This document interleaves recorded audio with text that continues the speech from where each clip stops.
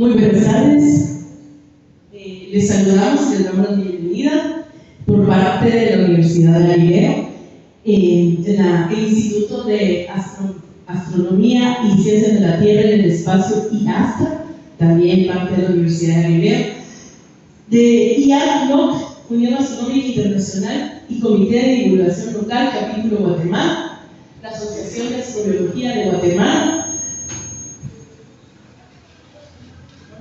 También queremos agradecer al Centro Cultural Antigua que nos recibe, es la segunda vez ya que nos recibe en este recinto para traer ciencia a la ciudad y a Burgos 42. El día de hoy, esta tarde, tenemos un conversatorio cosmológico fascinante. Quiero presentarles al doctor Alfredo Samayoa Arana. Él es el catedrático de la Facultad de Astrobiología o de la clase de Astrobiología de IASTA en la Universidad de Galileo. Él viene a darnos un conversatorio sobre el inicio del universo desde el Big Bang hasta las primeras estrellas. Este recorrido va a ser fascinante desde la época donde pensamos que no había nada, durante la época densa y tremendamente caliente, que estaba en ese punto que de repente cambió, empezó a enfriarse y dio como resultado a unos átomos que se preguntan de dónde vienen y a unos átomos que se cuestionan sobre su existencia. Les agradezco a todos ustedes su presencia. Esperamos que sea para ustedes pues, de agrado este conversatorio y recordarles que queremos estarlos haciendo una vez por mes. Y recalco, la idea es divulgar la ciencia y hacer la ciencia asequible para todos. Bueno, muchas gracias. Tengan todos muy buenas tardes. Es un gusto poderme dirigir a ustedes. Un gusto y un honor. Entonces, vamos a hablar un poquito sobre el Big Bang. Un tema que despierta pasiones encontradas, ¿verdad? Incluso los estudiantes del diplomado, como ya se habrá dado cuenta Luisa, pues a veces defienden posturas muy férreas en contra de esto, y no es nuevo. Pues, incluso a Einstein no le gustaba mucho la idea de que el universo ya tenía un principio. Vamos a hablar entonces de eso hoy, unas cuantas generalidades. Yo le quiero pedir a Luisa que me haga el favor, prácticamente de cada slide va a salir un tema de conferencia, entonces tal vez que los vaya anotando para que vayamos haciendo nuestro listado, porque este es un tema inmenso. Podríamos escribir libros enteros sobre esto y nos podríamos pasar aquí hablando, pues, no sé, semanas, meses, sin parar, porque cada puntito es impresionantemente complejo. Vamos a hablar entonces, para empezar, de estos 4 hombres que ustedes miran ahí. Cada uno de ellos aportó algo a este gran entramado que conocemos como Big Bang, o como la teoría del Big Bang.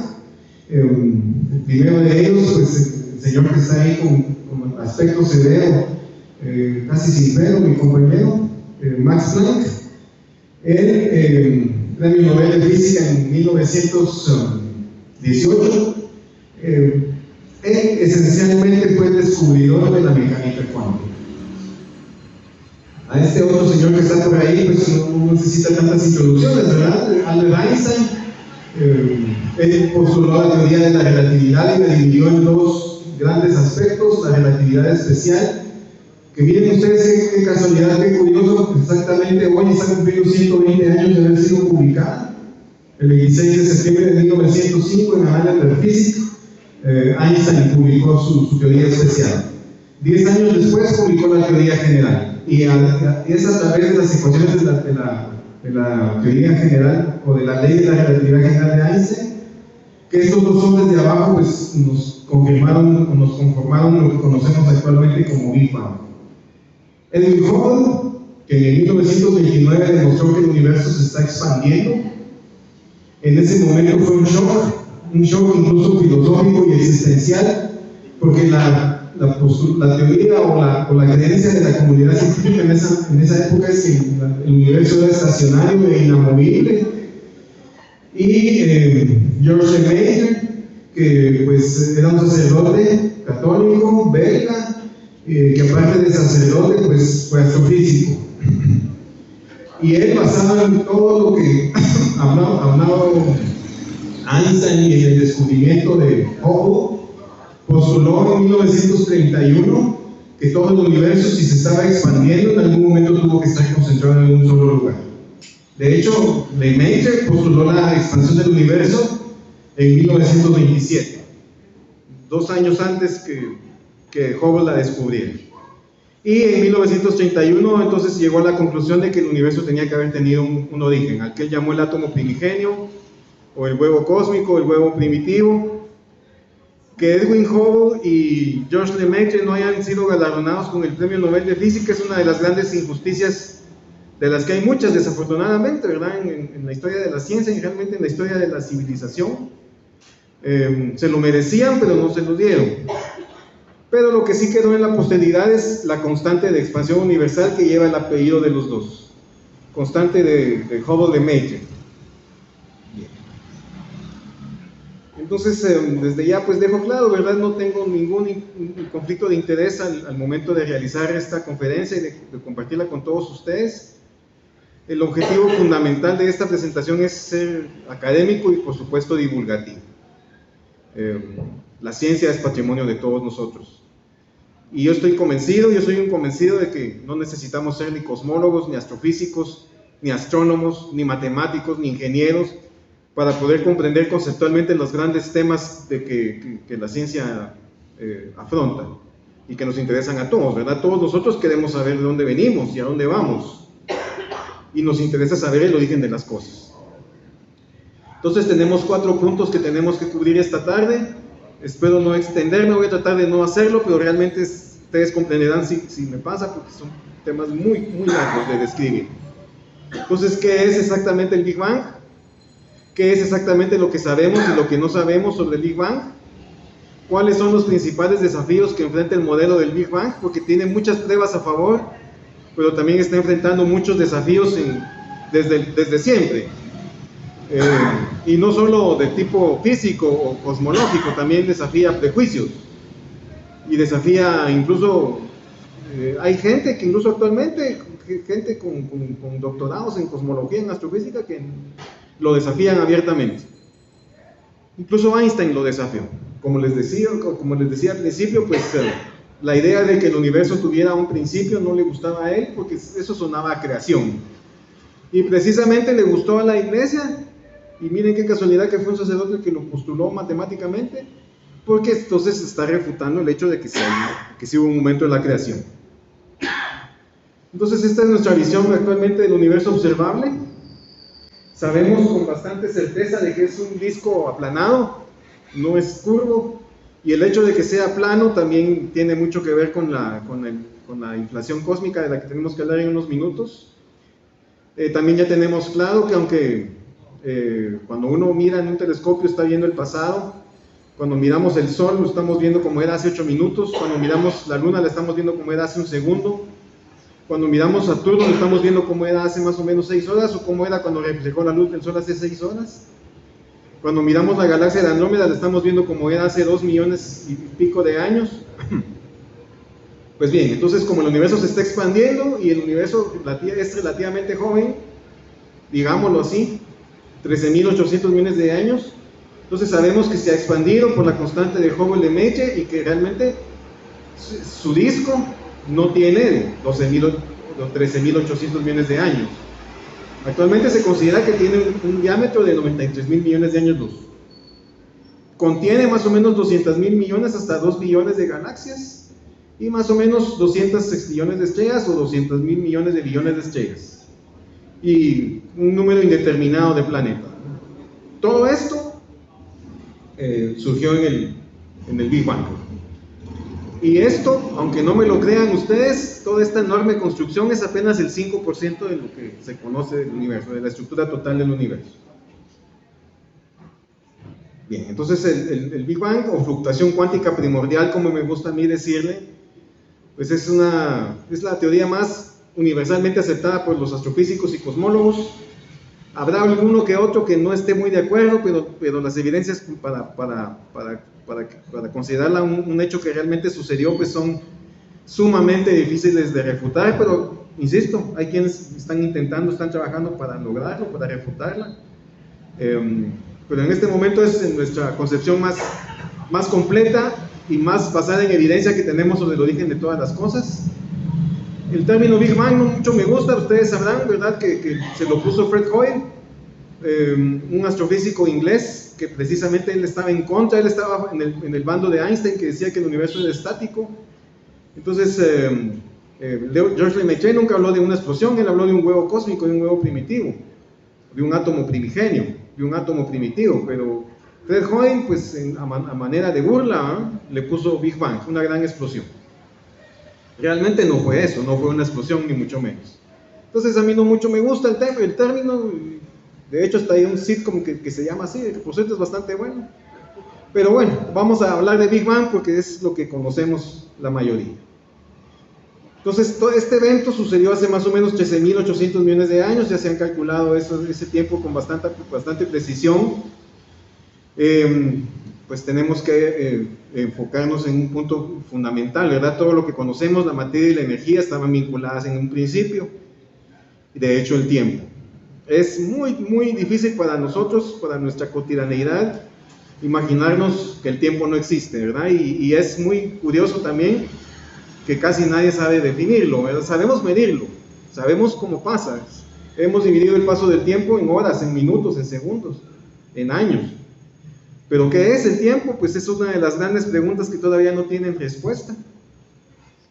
Sin embargo, pues Einstein fue una de sus genialidades, que la postuló precisamente hoy hace 120 años,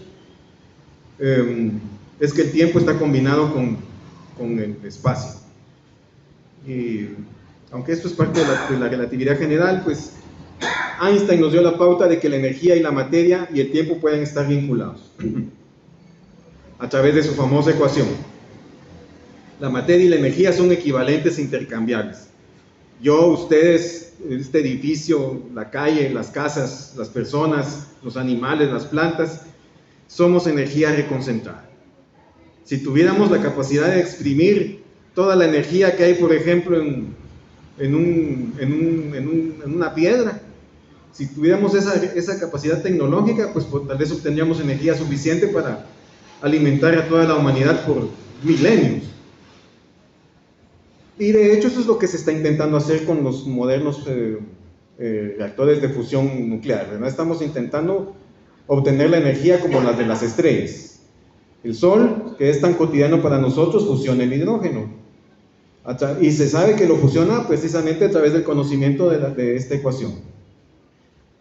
Bueno, entonces estamos claros, todo lo que surgió en el universo y todo lo que observamos, y la mayor parte de lo que no sabemos ni observamos, surgió en el Big Bang, que lo vamos a conocer entonces a partir de este momento como una singularidad.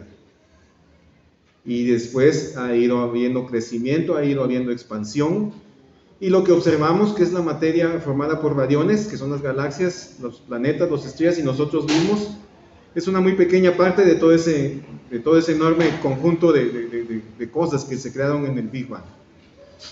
¿Qué es una singularidad? Podría ser entonces en este momento la pregunta que pudieran estar haciendo. Bueno, la singularidad es como definen los físicos, los cosmólogos, los astrofísicos, basados en las ecuaciones de la relatividad general de Einstein. Así se define la singularidad, un punto del espacio-tiempo en donde las propiedades como la densidad y la curvatura del espacio-tiempo se vuelven infinitas, es decir, que no tienen límite, no tienen fin, y el tiempo se detiene. Pareciera algo pues totalmente ajeno a toda nuestra realidad, ¿verdad? Imaginarnos que haya un punto de densidad totalmente incalculable, o un punto donde el tiempo no pasa. ¿Qué significa que el tiempo no pase? Bueno, es algo conceptualmente difícil de decir o de comprender. ¿Existen las singularidades actualmente? Fuera de la que dio origen al universo. Esa sería otra pregunta muy válida. Yo creo que singularidades podría ser uno de los primeros temas que abordemos, ¿verdad? Porque en sí mismas son un campo inmenso para explorar. Y la respuesta es sí. Actualmente, en este momento, mientras están ustedes allá sentados y yo platicando, en el universo existen singularidades. Puntos de densidad infinita donde el tiempo se detiene. Y están dentro de los agujeros negros. Los agujeros negros, se ha hablado muchísimo sobre ellos. Hay incluso encuestas, hay distintos niveles de encuestas donde están ocupando el segundo lugar con respecto a lo que más le fascina a la gente no especialista sobre la ciencia. La mayor parte de la gente se obsesiona con los dinosaurios, pero los agujeros negros van en segundo lugar. Y es que son fascinantes por donde los miremos, ¿verdad?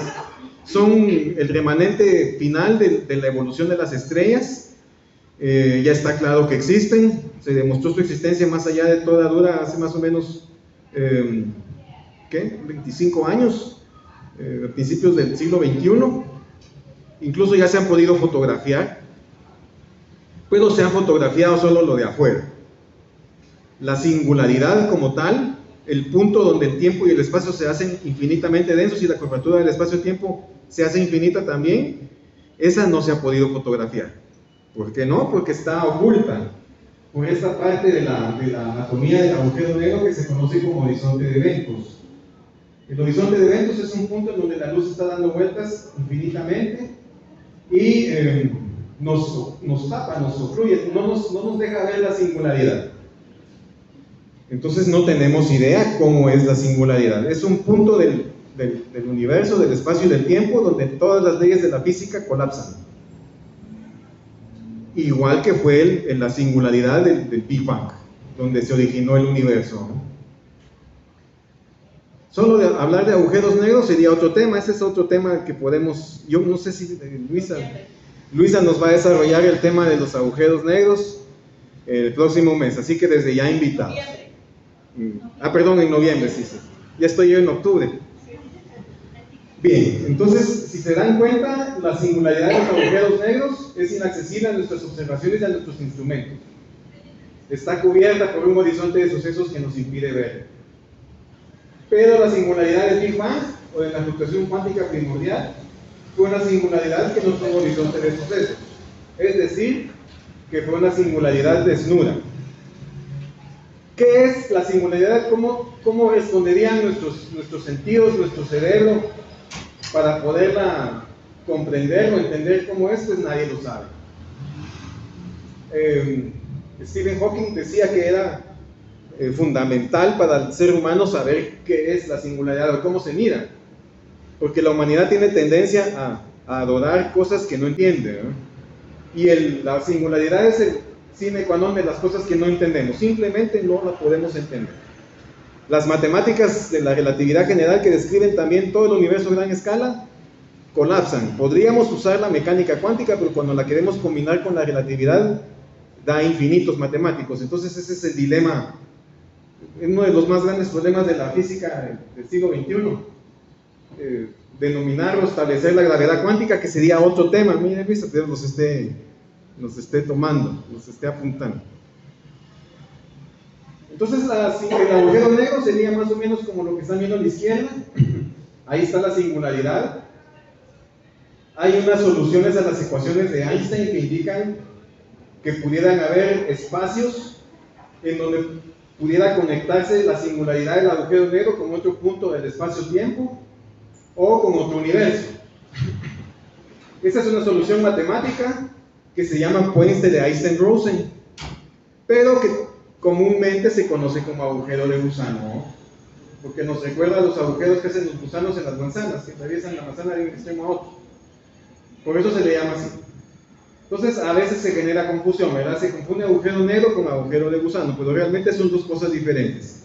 El agujero de gusano todavía es teórico, o puente de Einstein-Rosen. El agujero negro, pues sí, ya es objetivamente una parte de la naturaleza, sí está demostrada su existencia. Y hay otro concepto interesante que es el agujero blanco, que así como el agujero negro lo absorbe todo, pues el agujero blanco repelería todo, sacaría todo, nada podría entrar en él.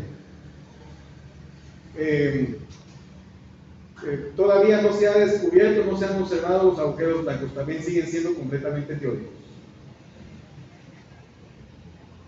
y la singularidad que dio origen al universo en el que vivimos y que se está expandiendo. Si se dan cuenta, Big Bang es una singularidad desnuda, comenzó a inflarse el universo, de ahí se fue expandiendo más lentamente. Tiene una forma muy parecida a nuestro esquema del agujero negro, si se dan cuenta, ¿no? Una singularidad en el centro y una expansión. Ahí lo pueden ver. Ya mencioné, las leyes de la física no aplican en el marco de la singularidad, así que no sabemos ni podemos entender cuál es su estructura hasta este momento. Pero no nos deja de llamar la atención eso. Cuando miramos el esquema del agujero negro se parece mucho a este esquema del universo que empieza en un punto único, infinitamente denso, infinitamente caliente y sin tiempo, y que después se fue expandiendo.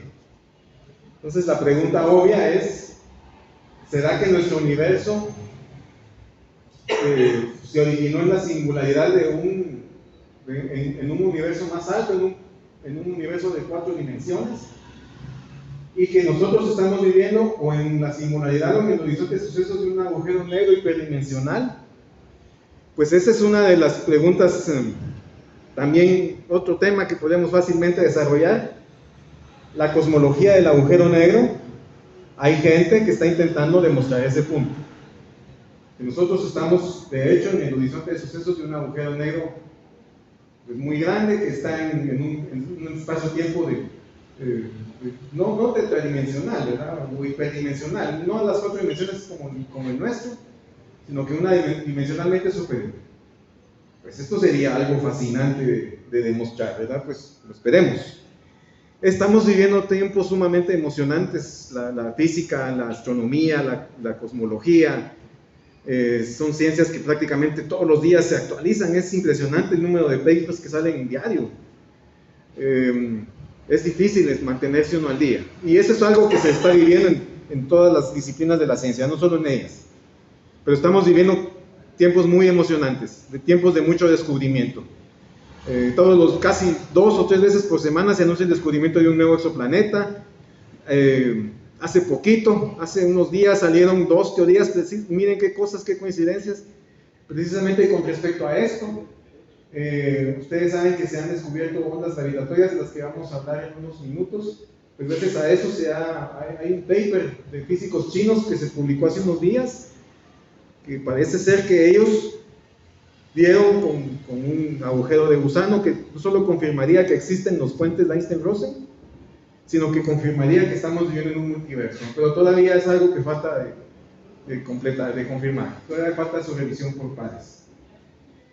Y otro artículo fascinante, fabuloso, que se acaba de publicar hace apenas, hoy es 26, hace 16 días, es que el teorema del horizonte de sucesos que postuló Stephen Hawking en 1971, de que el horizonte de sucesos no puede nunca empequeñecerse o disminuir de tamaño, sino que solo puede estar estable o agrandarse, ya se confirmó.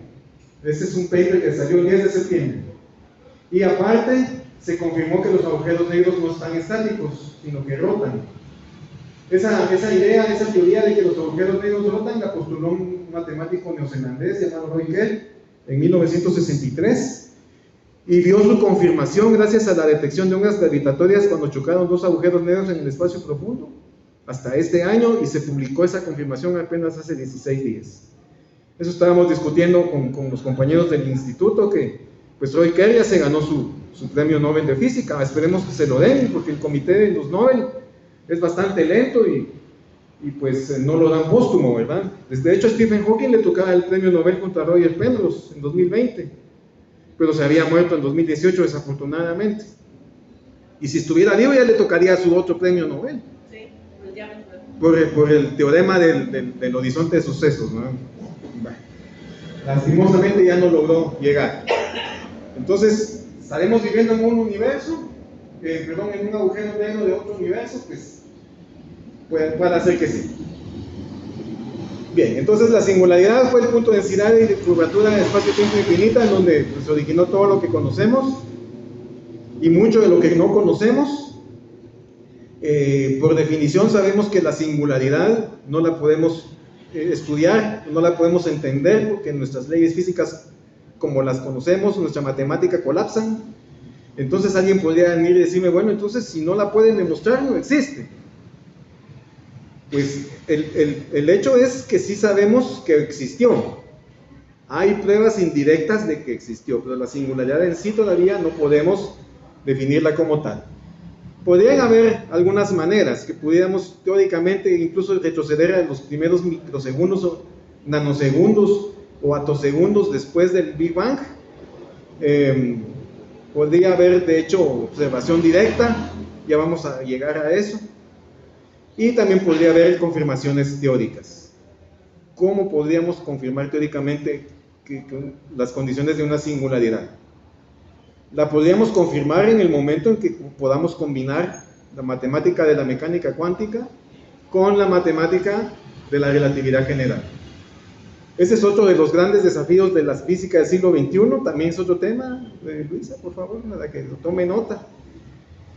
Uno de los esfuerzos que está dando muchos frutos en torno a esta cuestión es la teoría M, o la teoría de las supercuerdas, que seguramente más de algunos de ustedes ya han escuchado. En este momento se considera que son 5 distintas versiones de una sola teoría. El que unificó estas 5 teorías en una sola fue Edward Witten. Es un físico que da clases en Princeton, justo donde Einstein trabajó y vivió durante muchos años. Y pues desafortunadamente, aunque la matemática es muy convincente, poderla llevar a la práctica, hacer un estudio experimental está muy difícil, porque para poder saber si los últimos constructos, los últimos elementos que conforman todas las moléculas del universo, las partículas del universo, son cuerdas, necesitaríamos sondear la longitud de Planck, que es la dimensión más pequeña que admite nuestro universo, ¿no? Y para poder sondear la longitud de Planck necesitamos alcanzar la energía de Planck, que es la energía más grande que pudiéramos alcanzar en nuestro universo en este momento. Los más optimistas dicen que la energía de Planck podríamos alcanzarla si tuviéramos un acelerador de partículas de por lo menos 10 años luz de longitud. Los más pesimistas dicen que necesitaríamos un acelerador de partículas del tamaño de la galaxia, ¿no?, para poder sondear la longitud de Planck. Entonces, en este momento, experimentalmente no podemos demostrar la teoría de las supercuerdas. Vamos a tener que conformarnos con pruebas indirectas o esperar que nuestra civilización crezca muchísimo más de lo que es actualmente. Y otra teoría distinta a la teoría M para poder unificar la gravedad de Einstein con la mecánica cuántica de Planck es esta que está ahí, que se llama gravedad cuántica de bucles.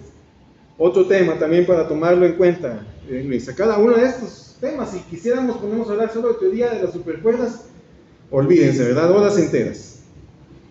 También podríamos llevarnos horas enteras hablando del modelo estándar de partículas. De alguna manera tengo que lograr resumírselos a ustedes en unos cuantos minutos. Y esto es fundamental entenderlo porque en el Big Bang se originaron las partículas que dieron origen a todo lo que nos rodea, incluso a nosotros mismos. Entonces el modelo estándar de partículas, que es un esfuerzo colosal que lleva por lo menos 100 años entretejiéndose entre física teórica y física experimental, pues ese que tienen ahí. Sabemos entonces que las partículas más elementales las podemos dividir en 2 tipos: los fermiones que tenemos del lado izquierdo y los bosones que están del lado derecho.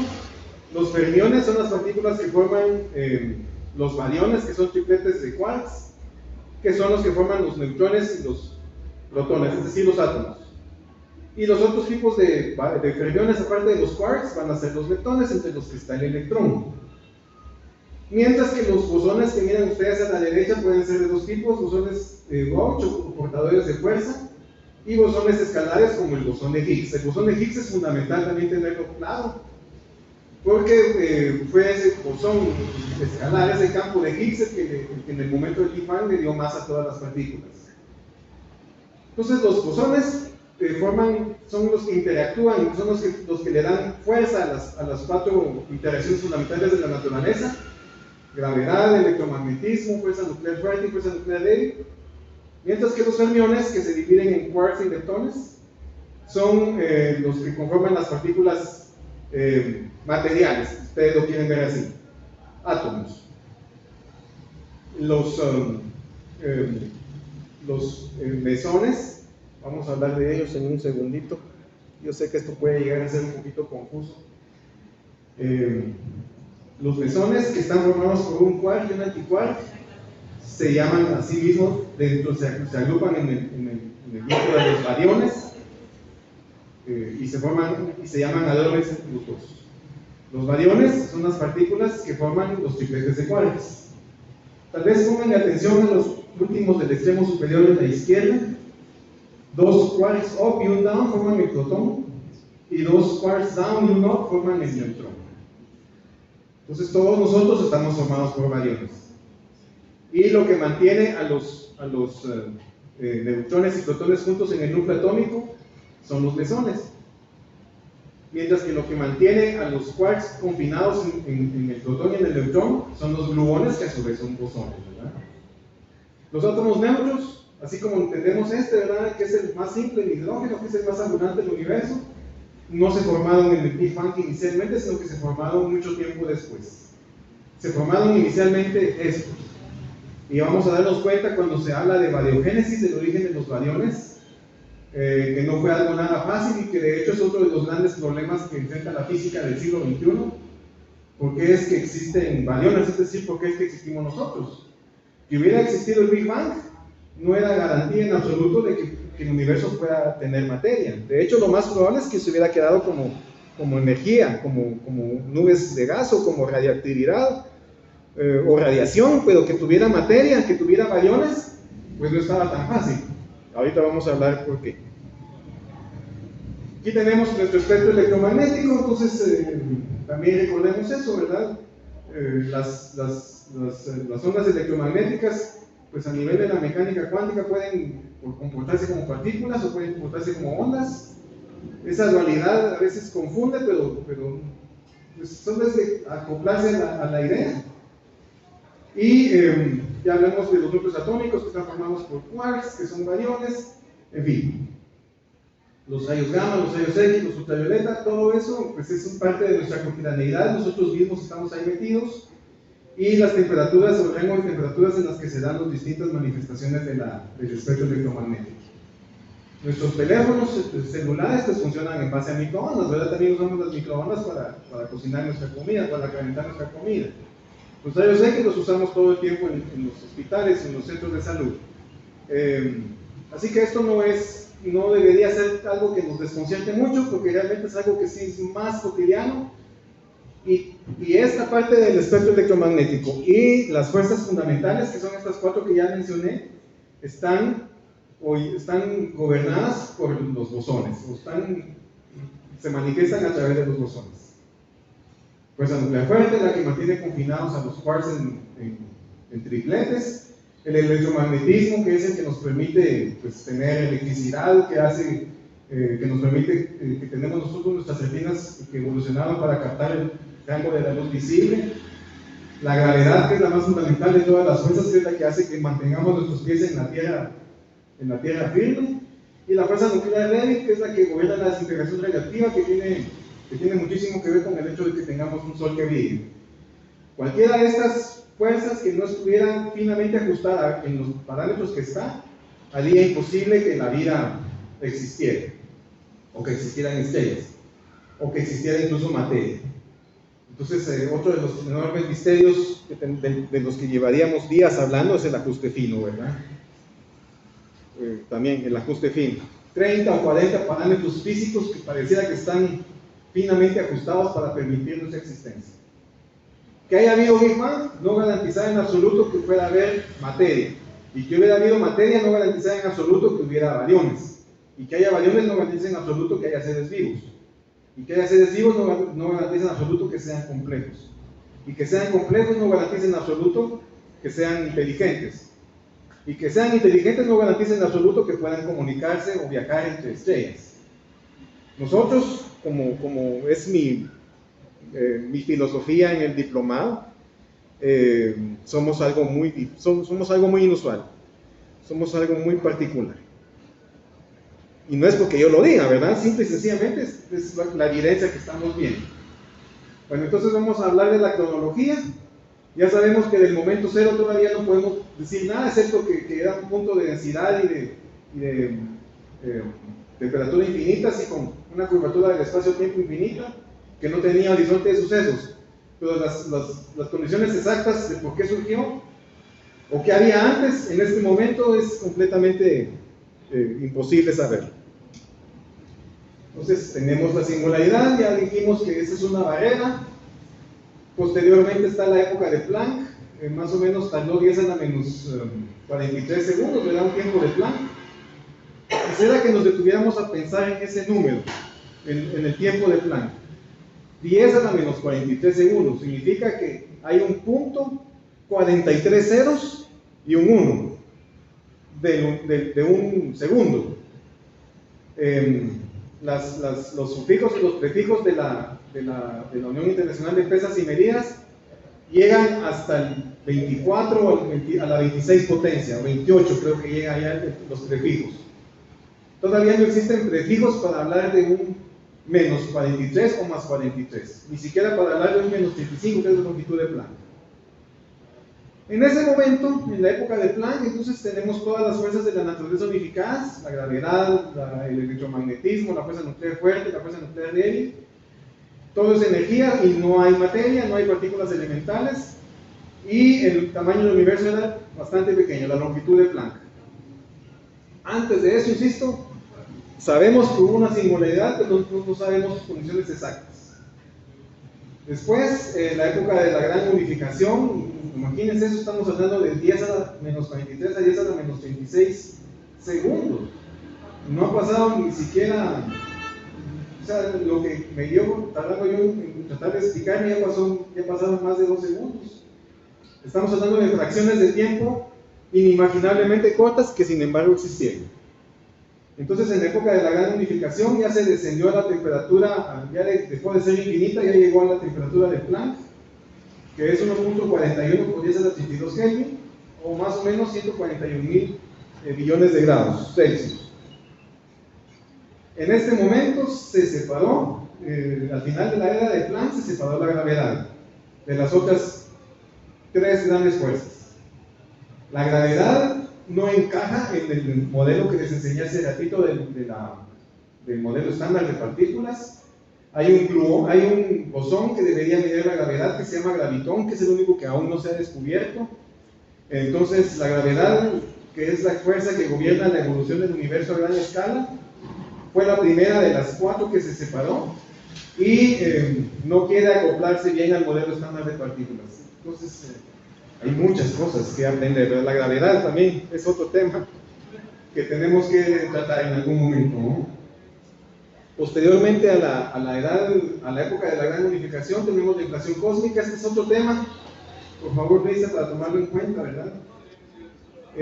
Aquí tendríamos que hablar de que el universo pues ya no era tan pequeño, pero tampoco era que fueran inmediatas los cambios de estados, porque ya había leyes físicas. En el momento en la época de Planck todavía no había leyes físicas comprensibles.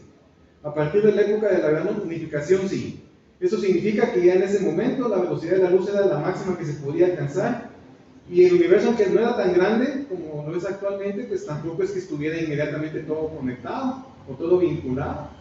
Entonces había ahí un problema que se le conoce en ciclos cosmológicos como el problema del horizonte, y la solución a eso la dio un cosmólogo físico teórico llamado Alan Guth en 1980, que él concluyó que hubo un campo parecido al campo de Higgs que le dio masa a las partículas. Hubo un campo al que él llamó inflatón, que aumentó las dimensiones del universo entre 25 a 90 órdenes de magnitud. Esa inflación cósmica pues explica, entre otras cosas, por qué el universo es plano. También explica por qué hay materia, por qué hay variones, ya que hubo un recalentamiento. Ahí lo pueden ver. La temperatura del universo ya bajó, pero la energía que se liberó cuando se detuvo la inflación cósmica provocó que se recalentara todo, y en ese momento ya pudo haber radiogénesis. Es decir, que la inflación como modelo, como marco matemático, explica por qué el universo es plano y por qué hay materia y no solo radiación. pero llegamos a la época de la bariogénesis, más o menos 10 a la menos 33 segundos después del Big Bang. Ahorita vamos a hablar de la bariogénesis, que es un tema fascinante. Entonces aquí tenemos le llaman a esto los cosmólogos un mecanismo de ruptura de simetría. Todo lo que les hablé, aquí está el árbol donde se van disgregando las distintas fuerzas, donde todavía no están formados los quarks, todavía no hay moléculas, ¿verdad? En estos primeros instantes del universo solo había energía. Y las 4 interacciones fundamentales que se fueron disgregando una a una como que fueran un árbol. A eso se le llama mecanismo de ruptura de simetría y fue postulado por estos 3 hombres, Brown, Denver y Higgs, y fue Higgs el que postuló que a partir de este momento las partículas comenzaron a tener masa porque hubo un campo gigantesco que absorbió, que cubría todo el universo, que se conoce como campo de Higgs y que está mediado por el bosón de Higgs. Esto lo postularon en 1964 y se confirmó, por lo menos el campo de Higgs, el bosón de Higgs se confirmaron en 2012. Y afortunadamente le dieron todavía su premio Nobel a Peter Higgs. Yo creo que al año siguiente, porque él también estaba muy grande el señor y falleció un poquito después. Los premios Nobel son muy injustos porque no los dejan dar póstumos. Bien, no vamos a hablar tanto de premios Nobel ahorita. Yo creo que también Engel recibió su premio Nobel y Brown fue el que ya había fallecido por haber descrito el mecanismo de ruptura de simetría que sucedió en los primeros centésimas de millonésimas de segundo después del Big Bang. Entonces hubo un campo inflatón, le llamó Alan Guth. ¿Qué es el inflatón? También ahí nos llevaríamos un día entero hablando, ¿verdad? También otro tema. Hay unas partículas matemáticas, hay un constructo matemático que se llama taquiones, que podrían ser partículas que cuando pierden energía se hacen paradójicamente más veloces. Son totalmente teóricas, son matemática pura, nunca se ha sabido que existan, pero sus características físicas las hacen idóneas para que hayan sido el campo inflatón, que fue el que surgió en 10 a la menos 33 segundos y que permitió que el universo se aplanara y que existiera materia como la entendemos, que existieran variones. Los taquiones lo usan mucho los escritores de ciencia ficción. Seguramente ustedes alguna película, alguna serie han oído o visto donde se menciona ese término. Y para hablar de taquiones, pues sí, necesitamos mucho tiempo. Entonces la inflación duró menos de 10 a la 30 segundos y en ese índice el universo se expandió 10 a la 30 ceros, más o menos del tamaño de un totón al tamaño de una pelota de básquetbol o una pelota de fútbol. En ese momento hubo un recalentamiento cuando se liberó la energía de ese campo inflatón y entonces el universo ya se llenó, no solo de energía, sino que también de materia. En ese momento surge la bariogénesis. Nos acordamos de la bariogénesis, los bariones son los tripletes de quarks que forman los neutrones y los protones, es decir, lo que nos forma a nosotros. Aquí hay otro gran problema cosmológico, otro gran problema físico, y es que se sabe con certeza de que existen materia con carga positiva y materia con carga negativa. Esto lo pronosticó Paul Dirac en 1982 y se confirmó. Ya no es fantasioso, ¿verdad?, que se hable de anticlotones. De hecho, en mi campo, que yo soy cirujano oncólogo de profesión, pues usamos positrones para determinar si un paciente tiene recurrencia de su cáncer, ¿verdad?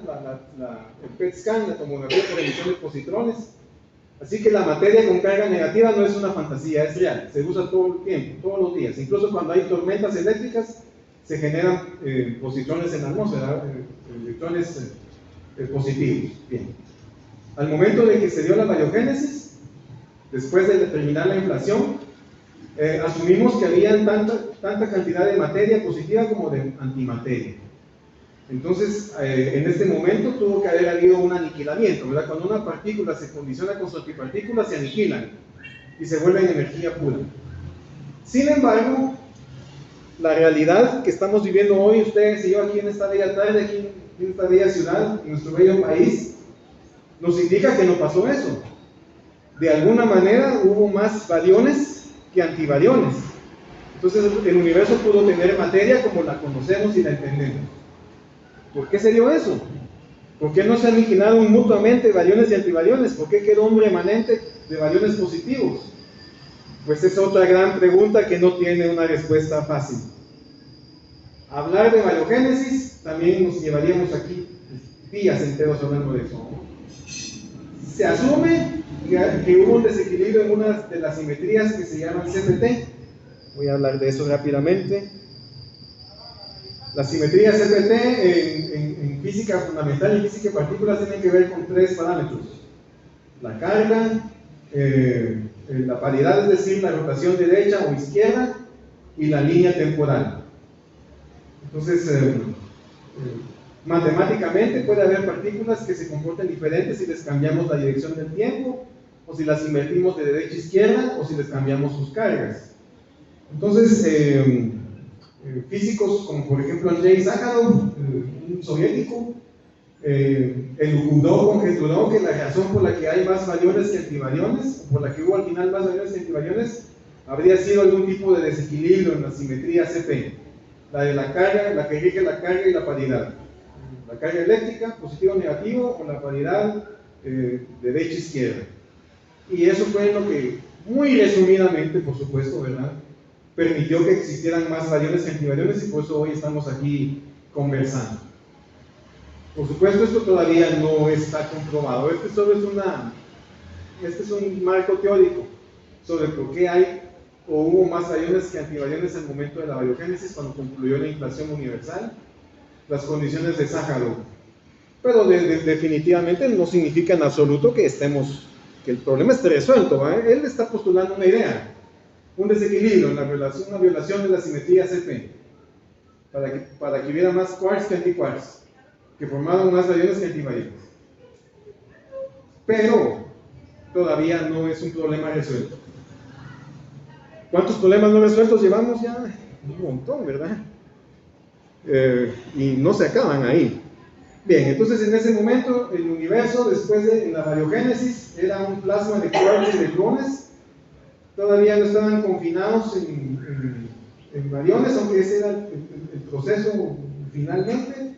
Y los gluones, que acordémonos que son bosones, que mantienen confinados a los quarks en tripletes. Llegamos a la era electrodébil, y es a la menos 12 segundos. En este momento es cuando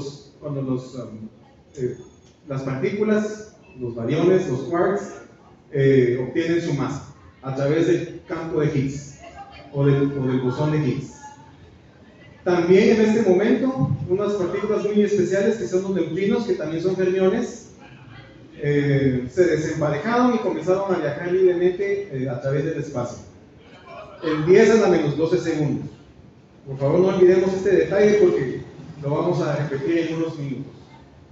Hay un fondo cósmico de neutrinos que si lo lográramos captar, nos podría dar muchísima información sobre el primer segundo después del Big Bang. Y se están haciendo esfuerzos al respecto, ¿no? Posteriormente a eso, pues la ruptura de la supersimetría, no me voy a meter tanto en ese detalle, y ya entre 10 a la menos 6 y 10 a la menos 2 segundos, ya la época del hadrón, cuando ya comenzamos a tener hadrones, es decir, ¿se acuerdan? Bariones y mesones. Ya pueden comenzar a aparecer los protones y los neutrones, comenzaron a formarse a partir del primer minuto, después del Big Bang. En este momento la temperatura ya había bajado, ¿verdad? La temperatura de Planck es altísima, a 10 a la 15 Kelvin, que todavía es una monstruosidad, ¿no? 10 a la 15 Kelvin son 1000 billones de grados Celsius, ¿no? Todavía es algo que se escapa a nuestra imaginación. El campo de Higgs, que también sería un tema completamente aparte, tratar de describirlo, es muy importante, por mucho tiempo fue teórico, y se comprobó su existencia en 2012 en el acelerador de hadrones que está localizado en la frontera entre Francia y Suiza, y afortunadamente el doctor Higgs está vivo todavía y le dieron su premio Nobel, merecidísimo, ¿no? A mí me provoca, me disgusta que haya premios Nobel injustamente dados. Hay otros, el de la radiación del fondo cósmico de microondas también me parece sumamente injusto. Pero bueno, Entonces llegamos a la época leptónica, aquí ya pasó un segundo. En este momento ya se logran desconfinar de todo ese plasma que existía hasta el primer segundo. El otro gran grupo de fermiones, que son los leptones, ahí están los electrones, los muones y las partículas tau. Los electrones, pues todos los conocemos, ¿verdad? Son las partículas que orbitan en el núcleo atómico. Pues nos permiten tener electricidad, la electricidad que nos está iluminando en este momento, que funciona en la cañonera, que funciona en mi computadora, pues es a través de los electrones que se desconfinaron en la época leptónica, después del primer segundo del Big Bang. Y en este momento, entre los primeros 3 minutos, comenzó a haber ya lo que se conoce como nucleosíntesis. En este momento ya se completaron los bariones, ya se terminó la bariogénesis. Y por mecanismos que aún no conocemos del todo, no se aniquilaron bariones con antibariones, sino que hubo un pequeño excedente de bariones, que es el que forma todo lo que nosotros observamos y a nosotros mismos. Entonces, en esta nucleosíntesis primordial ya la temperatura bajó a 10 a la 9 Kelvin, esos son 100.000 millones de grados Celsius. A esa temperatura, pues ya se pueden provocar fusiones nucleares y como ya había bariones, comenzaron a aparecer en los primeros núcleos. Todavía no eran átomos, solo eran núcleos. Entonces está el protón, que acordémonos es un barión que está formado por un triplete de quarks. El deuterón, que es un núcleo, que es un protón asociado a un neutrón. Esos ya están fusionados a través de los mesones, que son hadrones, y los mesones son quark y antiquark combinados. Núcleos de helio, donde hay 2 protones y un neutrón. Partículas alfa, que es donde hay 2 protones y 2 neutrones. Y litio, que es el número 3 de la tabla periódica, que está formado, que es un isótopo del litio 7, que tenía 3 protones y 4 neutrones. Los primeros 3 minutos, después del primer segundo, después del Big Bang, fue cuando se dio esta nucleosíntesis primordial. Protones, deuterones, núcleos de helio, partículas alfa y litio 7. Aquí ya llegamos a los primeros 3 minutos después del Big Bang. Y también aquí hay otro gran dilema de la cosmología y de la física, y es que los cálculos nos indican que debería haber más litio del que se ha observado en las estrellas más antiguas que se han descubierto. Es decir, que hay una inconsistencia, hay un problema cosmológico con el litio. Esta inconsistencia, la diferencia que hay entre el litio que calculamos y el que estamos viendo, es otro de los grandes enigmas cosmológicos, ¿no? Que en este momento tampoco tiene solución. Otro tema, ahí a la lista. A mí me conmueve mucho darme cuenta de cuántas contradicciones y cuántos problemas no estamos encontrando. Tenemos que reconocer humildemente que casi no sabemos nada. Por más que nos gustaría creer que sí sabemos, y sí sabemos, porque poder saber qué pasó en los primeros millonésimas de segundo después del Big Bang, saber que fue una singularidad, ya es un logro notable, pero la naturaleza nos da lecciones de humildad cada 2 segundos, a cada paso que damos. Porque surgen más preguntas de las que podemos responder. Entonces, imagínense cuántas llevamos ya. Me acuerdo de la bariogénesis, de la singularidad en sí misma. Y ahora está el problema cosmológico del litio.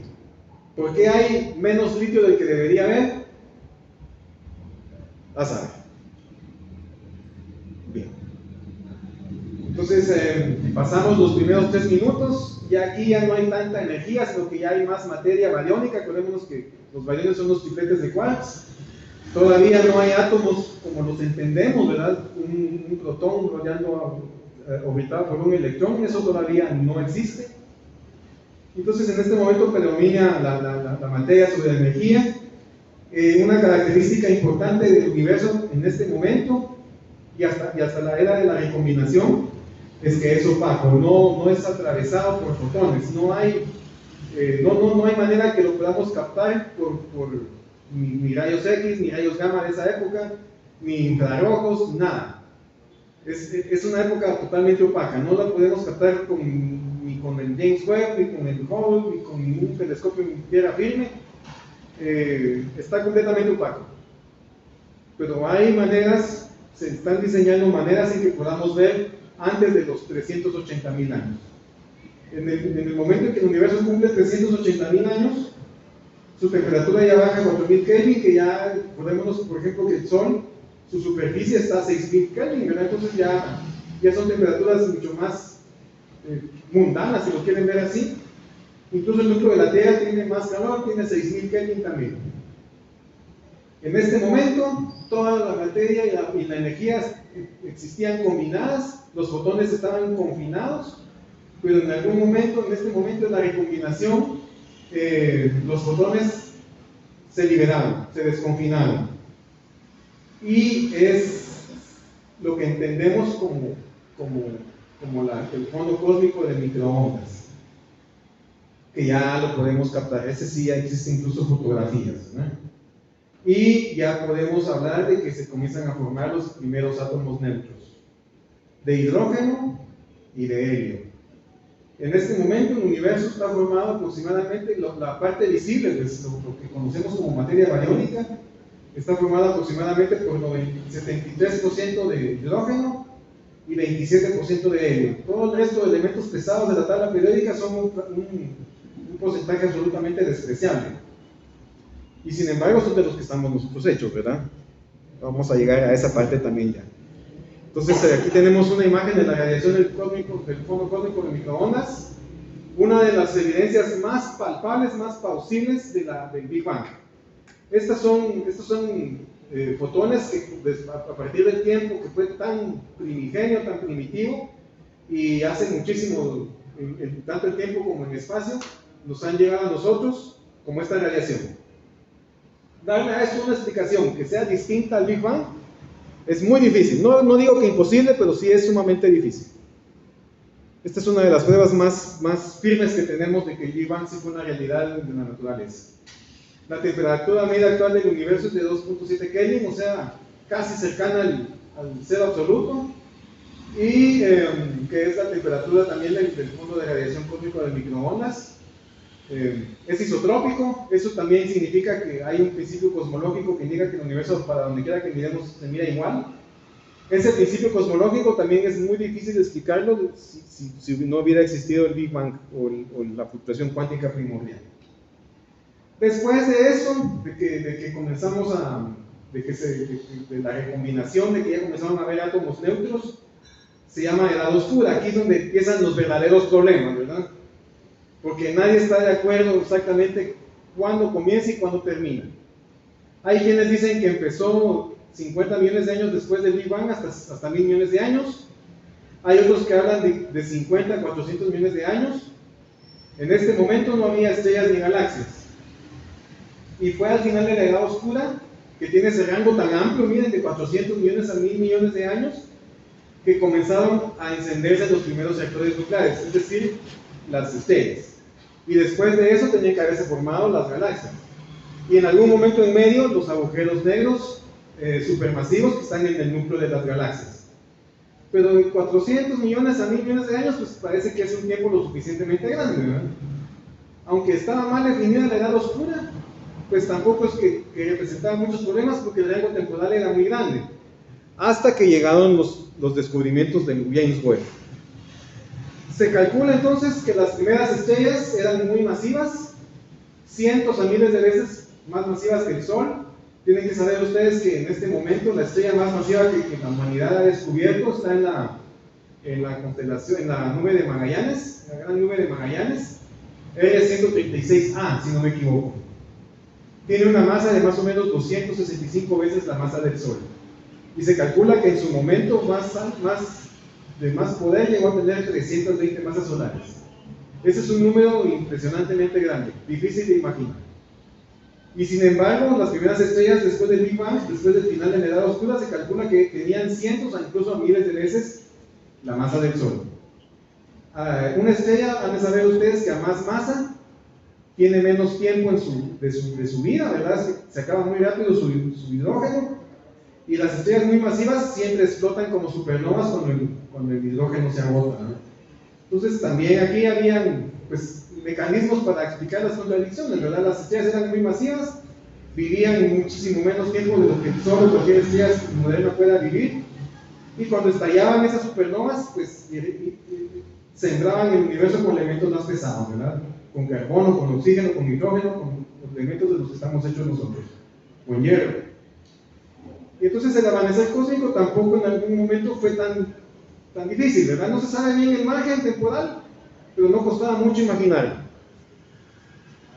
En ese momento, después del amanecer cósmico, está la era de la reionización, de 150, 800 millones, 1000 millones de años, y nuevamente todo el átomo, muchas nubes de hidrógeno atómico se ionizaban, es decir, se separaban los protones de los electrones otra vez, y pues en ese momento ya podemos decir que ya el universo finalmente se volvió transparente, ¿verdad? Finalmente, ya podíamos ver, ya podemos ver no solo microondas, sino que incluso luz visible. El objetivo del telescopio espacial James Webb fue precisamente indagar esta era, la era de la reionización. Y si se dan cuenta, estaba calculada con un margen muy amplio. Aquí ya podemos ver infrarrojo, luz visible, radiación ultravioleta. Se acabó la era oscura cuando ya habían estrellas y galaxias. Y la temperatura del gas era muy alta, pero en términos generales el universo ya se había enfriado muchísimo, casi a la temperatura que tiene hoy. Entonces, ya les hablé de las pruebas teóricas, también les hablé de pruebas de observación directa. Ustedes saben que la astronomía en el espectro de la luz visible es como empezó todo, así empezaban los astrónomos antiguos, así empezó Galileo, así empezó Kepler. Después vino la astronomía de las ondas de radio a partir de 1950, y a través de ellas pudimos describir cómo es, por ejemplo, el núcleo galáctico, que no es visible en el espectro de la luz visible, valga la redundancia. Después vino la astronomía de rayos X, que es parte del espectro electromagnético, telescopios espaciales como el Chandra. Después vino la telescopía del infrarrojo, que es lo que tenemos actualmente, que es el James Webb. Y tenemos dos aspectos teóricos fascinantes: la astronomía de ondas gravitatorias, que también ya es una realidad, ya no es ficción, ya no es una conjetura, ya existe desde hace 10 años. Se captan ondas gravitatorias a través de observatorios como el LIGO, como el Virgo, y de hecho hay uno que está planificado que entra a funcionar en 10 años, que se llama LISA, que posiblemente nos ayude a describir las primeras ondas gravitatorias que se formaron en el primer nanosegundo después del Big Bang, en la era de Planck. Si lográramos captar esas ondas gravitatorias, pues se aclararían muchas de las preguntas que estamos haciéndonos actualmente. Y la otra sería la astronomía de neutrinos, poder captar ese fondo cósmico de neutrinos que sabemos que se dio al final de la era electrolévil, 10 a la menos 12 segundos después del Big Bang. Desafortunadamente los neutrinos son partículas muy esquivas y muy pequeñas y casi no tienen carga ni tienen masa. Entonces captar neutrinos es muy difícil, ya se hace también. Pero los neutrinos del fondo cósmico de neutrinos, en este momento capturarlos o captarlos sí está un poquito difícil.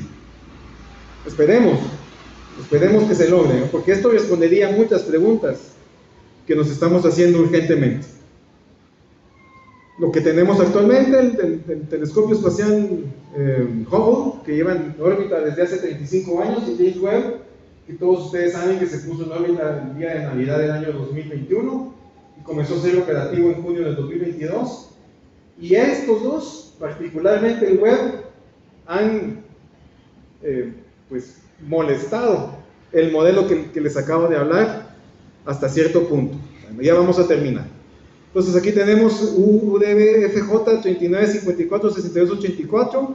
Esta fue descubierta por medio del Hubble, es decir, a través del ultravioleta o del espectro de luz visible, y era una galaxia formada 480 millones de años después del Big Bang. Estaba más o menos en el rango, ¿verdad? Aunque ya estaba un poquito antiguo. Después GNZ11, que se descubrió en 2016, que aquí se usó también el Hubble, pero también se usaron otros instrumentos, el telescopio espacial Spitzer, por ejemplo. 400 millones. Todavía estaba en el rango ya se estaba saliendo, pero digamos que todavía estaba en el rango. Pero vino el James Webb y nos descubre esta galaxia JADS-GS-Z14. Ese Z14 significa el desplazamiento hacia el rojo, ¿no? Que está muy lejos. Esta galaxia que descubrió el James Webb en 2024, se le calcula que tiene entre 280 a 300 millones de años de edad, es decir, antes de la edad oscura. ¿Cómo puede ser posible que estuviera formada en un momento tan temprano después del origen de todas las cosas, ¿no? ¿Será que no sabemos suficiente física? ¿Será que nos estamos engañando que sabemos de física nuclear y no sabemos?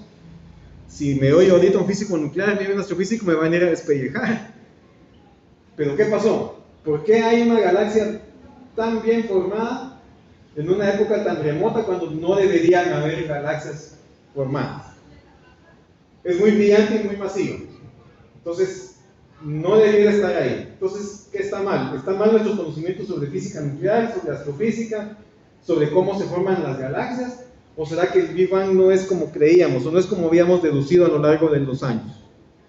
Y para ponerle más sal a la herida, también en el año pasado, en el 2024, el Webb descubrió estos pequeños puntos rojos que se les bautizó así, a falta de un mejor nombre, ¿verdad? Little Red Dots, LRD. Estos están más o menos en el rango de la edad oscura, aunque se salen algunos, pero todavía. Y la mayoría tienen 600 millones de años, que también es un tiempo muy corto para que hubiera dado tiempo de formarse. ¿Qué son? Hay unos que piensan que son galaxias con un núcleo galáctico activo, con un agujero negro supermasivo en su centro. Se miran rojos porque es luz desviada hacia el infrarrojo, ¿verdad? Entonces pudiera ser que sean galaxias muy primordiales, que tengan un agujero negro muy masivo en su núcleo, y que ese agujero negro esté consumiendo material y estén lanzando chorros probabilísticos de rayos gamma y de rayos X. Pero también es muy poco tiempo para que pudieran haber existido agujeros negros supermasivos. Aunque valga la redundancia, también los agujeros negros supermasivos todavía no está claro cómo se forman. Es otro tema a tratar. Y este año, hace apenas unas semanas, el famosísimo Avi Loeb y un astrofísico italiano que ahorita se me escapa el nombre, postularon que podrían ser estrellas primordiales, pero no de las que tienen 100 o 1000 veces la masa del Sol, sino que unas estrellas que tenían tal vez 1 millón de masas solares. Algo que lo oye un astrofísico y le da una angina de pecho, ¿no? Porque no hay procesos físicos que podrían explicar que una estrella tenga 1 millón de masas solares, pero aquí lo que mencionan Avi Loeb y sus colegas es que ya entra en juego una sustancia que se conoce como materia oscura, de la que a propósito no he dicho nada, porque es otro de los grandes temas cosmológicos que no tienen en este momento solución. Entonces, ¿necesitamos realmente reformular el Big Bang? ¿O nuestros conocimientos sobre física? ¿O nuestros conocimientos sobre la formación de agujeros negros? ¿De estrellas, de galaxias primordiales? ¿Qué necesitamos investigar? ¿O necesitamos replantearlo todo? Ya vamos a terminar, un par de minutitos. Cosas que teóricamente se originaron en el Big Bang y que ya hemos descubierto: la materia y la antimateria, la energía, las interacciones fundamentales, gravedad, fuerza nuclear fuerte, fuerza nuclear débil, y electromagnetismo, y el tiempo. Esas cosas que se originaron en el Big Bang sí sabemos que existen, sí damos fe de que existen. El tiempo en este momento nos está corriendo, ¿no? Siempre nos tiene corriendo. Hay quien piensa que pudiera ser que el Big Bang sí existió, solo que no como lo entendemos, y que podría existir un concepto que se llama teoría de la luz cansada, que de alguna manera los fotones pierdan energía con el paso del tiempo y de las distancias. Esta teoría le dice que el Big Bang no fue hace 13.000 millones de años, sino que fue hace 26.000 millones de años, y entonces ya no hay contradicción, ¿verdad? Ya da tiempo suficiente para que las galaxias se formen como las estamos viendo. Desafortunadamente, no me voy a meter mucho en este tema, tiene demasiadas contradicciones y la mayoría de la comunidad de astrofísicos y cosmólogos la descartan. Teoría de la luz cansada también sería otro tema a desarrollar. Entonces, ¿qué evidencias tenemos a favor del Big Bang, aparte de todo lo que ya les dije? Pues la expansión del universo, esto es algo inapelable, existe. la desviación hacia el rojo, que se define en cosmología como una Z, un valor numérico que entre más alto está más lejos en el espacio y en el tiempo la estructura. El fondo cósmico de microondas, que se dio en la era de la recombinación, 380.000 años después del Big Bang, también es una realidad física. Ya se ha demostrado su existencia. Los que lo descubrieron fueron unos técnicos de una compañía telefónica, de la compañía telefónica B, si no estoy mal. Y solo por descubrirlo le dieron su premio Nobel, pero el que lo postuló, que fue Ralph Alpher, no se lo dieron, también algo muy injusto. Y la existencia de las partículas elementales, como el predominio en el universo de partículas ligeras como el hidrógeno y el helio, también va de acuerdo al modelo del Big Bang. Cosas que teóricamente se originaron en el Big Bang, lo que aún no hemos descubierto: la materia oscura, la energía oscura, los monopolos. Pensar en un monopolio, imaginémonos un imán, ¿verdad? Todos hemos visto los imanes que pegamos en las refris. Si los juntamos, de un polo se juntan y de otro polo se repelen, pues los monopolos podría ser que se juntaran de un lado o se repelieran de un lado, pero no de los dos. O sea, sería solo una carga eléctrica. Los monopolos no se han descubierto aún.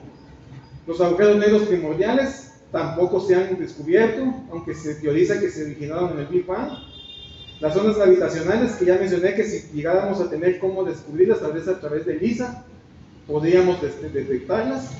Y el fondo cósmico de neutrinos, que tampoco se ha visto, pero que también se está trabajando para verlo. Y las cuerdas cósmicas, que no hay que confundirlas con la teoría de las supercuerdas. Las cuerdas cósmicas son megaestructuras, son del tamaño de cúmulos galácticos, que surgieron también o debieron haber surgido al final de la inflación. ¿Y qué es eso de energía oscura y materia oscura? Pues ahí tienen ustedes el modelo cosmológico Lambda Full Dark Matter, o energía oscura, materia oscura fría. Se ha calculado que la energía oscura es del 70% de todo lo que nos rodea. Se originó en el Big Bang, pero no tenemos idea qué es. Sabemos que está acelerando la expansión del universo, pero insisto, no sabemos qué es, no tenemos la menor idea de qué es. Otro tema a describir. La materia oscura sabemos que existe porque le da coherencia a la estructura de las galaxias. Si no hubiera materia oscura, las galaxias no existirían, las estrellas estarían desperdigadas. Pero ¿qué es la materia oscura? No interactúa con el electromagnetismo, pero sí interactúa con la gravedad. Entonces no sabemos qué es. Podrían ser agujeros negros primordiales, pero el problema es que tampoco se han encontrado los agujeros negros primordiales. Y la materia bariónica, que es todo lo que describí yo tan, digámoslo así, detalladamente hace unos minutos, que es el hidrógeno y el helio y todos los elementos pesados, es apenas el 5% de todo lo que conocemos. 4% de la materia bariónica es gas hidrógeno que está intergaláctico. 0.5% es el que forma estrellas y galaxias. Toda esa gran construcción que vimos de hasta 2 billones de galaxias y 200.000 millones de billones de estrellas son apenas el 0.5% de toda la materia bariónica. Neutrinos, el 0.47%, y la mayoría de esos tienen que ser del fondo cósmico de neutrinos, que todavía no los hemos podido captar. Y apenas 0.025% de toda esa gran construcción son los elementos distintos al hidrógeno y al helio: carbono, calcio, nitrógeno, fósforo, azufre, hierro, es decir, lo que nos forma a nosotros. Eso significa que no solo estamos hechos de polvo de estrellas, también estamos hechos de la materia más inusual y rara del universo. Eso ya nos debería hacer sentir especiales, ¿no? Porque lo somos. Aquí tenemos los elementos que forman nuestro cuerpo, la mayor parte es oxígeno, el carbono en segundo lugar, el hidrógeno. Ese hidrógeno se formó en la era de la recombinación, y todos los quarks que forman todos nuestros neutrones y protones se formaron en la bariogénesis, después de la inflación cósmica. Y los demás elementos se formaron por nucleosíntesis estelar de estrellas muy masivas que después explotaron como supernovas. Así que, pues, si alguien tenía la pregunta de qué nos interesa a nosotros lo que pasó hace 13.000 millones de años, pues, o 13.000 millones de años, pues sí nos interesa, porque si no hubiera pasado eso no estaríamos aquí. Somos parte de esa construcción, y somos una parte muy pequeña pero muy especial, porque insisto, nuestros cuerpos, nuestras mentes están hechas de la materia más inusual y rara del universo entero. Y terminando, pues los que quisieran ampliar esta conferencia, esta humilde conferencia, lo reconozco, pues pueden consultar estos libros. Les recomiendo estos: El Atlas del Cielo, el universo de Giles Sparrow, Los libros de Stephen Hawking son una maravilla, la historia del tiempo, el universo es una cáscara de nuez. También los libros de Michio Kaku, el futuro de la humanidad, hiperespacio, las matemáticas del cosmos, de Ian Stewart. Este es un libro fabuloso donde se trata muy a fondo el tema de la materia oscura. Incluso él brinda alternativas basadas en la mecánica clásica. La materia oscura es una maravilla este texto. El gran diseño fantástico de Stephen Hawking y Leonard Norinoff, universos paralelos de Michio Kaku. Les recomiendo también la breve historia del mundo de David Baker. Él no solo habla de cosmología, también habla de historia de la sociedad, pero su apartado de cosmología es exquisito. Es un deleite intelectual leer estos últimos capítulos. Las 5 edades del universo, que desafortunadamente nunca lo editaron en español, no entiendo la razón. Los universos paralelos del doctor Juan Rodríguez Quintero, que es un astrofísico español muy bueno. Los libros de Brian Greene, El tejido del cosmos y El universo elegante, también son una maravilla, aunque necesitan tiempo para que uno los lea, porque empezarlos a leer puede uno sentirse perdido. Antes de leerlos, yo les sugeriría que formaran su base con los primeros que mencioné. Y La naturaleza del espacio y del tiempo, de Stephen King y Roger Penrose, que también aquí se discuten los primeros 3 minutos después del Big Bang. Y canales en YouTube que pueden ser guías para poder uno entrar a esta maravilla de conocimientos. Pues les traje 5 que a mi criterio son los mejores. Está Quantum Fracture de José Luis Crespo, que es español. Exoplanetas de Antonio Rodríguez, que también es español. Astrum en español de Rafael González, es una maravilla. Ese canal es precioso. Yo ya no miro tele, yo ya miro solo Astrum y Quantum Fracture. Y Cosmo de Sergei Kravichenko, que es una versión de una página, de un canal en inglés, pero su traducción al español es maravillosa. Es también, no me avergüenzo de decir que es un éxtasis estar viendo Cosmo. Y Date un blog del doctor Javier Santaolalla, que también es muy ameno y sabe hacer todos estos temas comprensibles. Así que terminamos. Me encanta esta frase también de otro premio Nobel, solo que él fue de la paz. Según vamos adquiriendo conocimientos, las cosas no se hacen más comprensibles, sino que más misteriosas.